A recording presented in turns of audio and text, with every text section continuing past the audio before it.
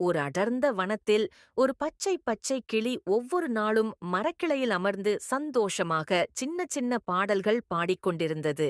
அதன் ஒலி காட்டை முழுக்க இசை போல ஒலித்தது. ஆனால் அந்த கிளியின் உள்ளத்தில் மட்டும் ஒரு ரகசிய ஆசை இருந்தது. அது ஒரு கனவு. அது வானத்தை நெற்றிக் கண்களால் பார்த்துக் கொண்டிருந்தது. நானும் வானத்தை கடக்கணும், மேகங்களை தாண்டி பறக்கணும், உலகம் எப்படி இருக்குமோ அதை பார்ப்பதுதான் என் ஆசை என்று கிளி எண்ணியது.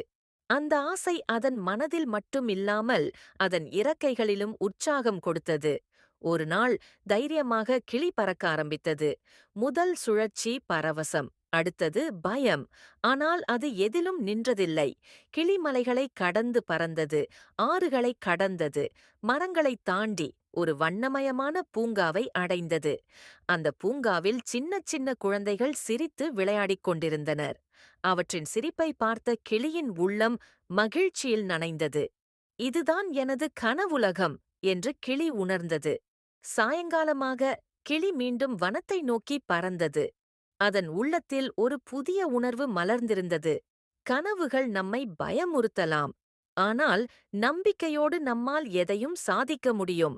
மறுபடியும் மரக்கிளையில் அமர்ந்த கிளி அதன் வாழ்வில் புதிய உற்சாகத்துடன் மனதாரச் சொன்னது, நான் பறந்தேன், கண்டேன், உணர்ந்தேன்.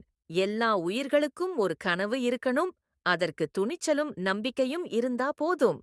இது போன்ற தமிழ் கதை பார்க்க கதைவனம் சேனலை சப்ஸ்கிரைப் பண்ணுங்க.